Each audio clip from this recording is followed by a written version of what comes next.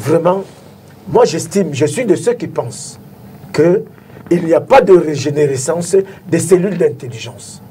Le président Biya gère le Cameroun depuis un certain temps. Il brille par ses absences. Et d'ailleurs, on a eu un grand journaliste, collègue de M. Xavier, élève et collègue de M.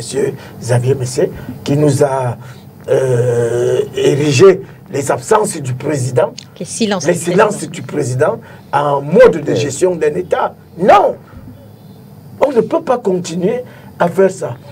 Si les gens aiment vraiment le président de la République, qu'on lui demande d'organiser sa succession, de nous rédiger des mémoires. Ce ne sont pas les autres qui doivent rédiger. De nous rédiger des mémoires et d'aller s'occuper de ses petits-enfants. Non, Monsieur Motte, vous avez, quand on vous regarde, vous avez un aspect physique et quand on vous écoute, on suppose que vous êtes notoirement intelligent et que vous avez gardé toutes vos facultés.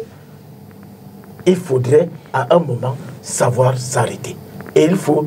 Et vous savez, les appels, on a connu les appels de la Léquier. Hier, c'était les appels du Nord. Aujourd'hui, c'est l'appel de l'Ouest. Vous savez, il y a une très grande complicité entre le président Biya et toutes ces personnes qui lancent ces appels-là. Les appels de l'Ouest, M. Nyadji Fendi est un camarade et un ami au président Biya. Et je rappelle toujours que le président Biya, quand il était Premier ministre, peut-être qu'il avait déjà avant qu'il sera président de la République, a demandé à M. Nyad, directeur général de la SONEL, de l'écrifier l'arrondissement de Meyomessala, c'est-à-dire son village.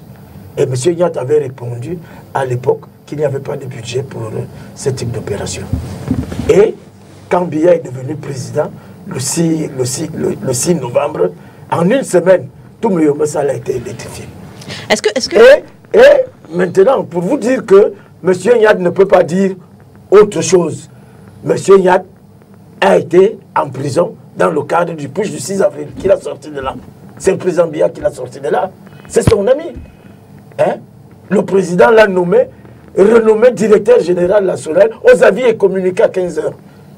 Et c'est le président qui a encore été le chercher pour faire de lui la deuxième personnalité de la République, alors qu'il est notoirement visible que M. Nyad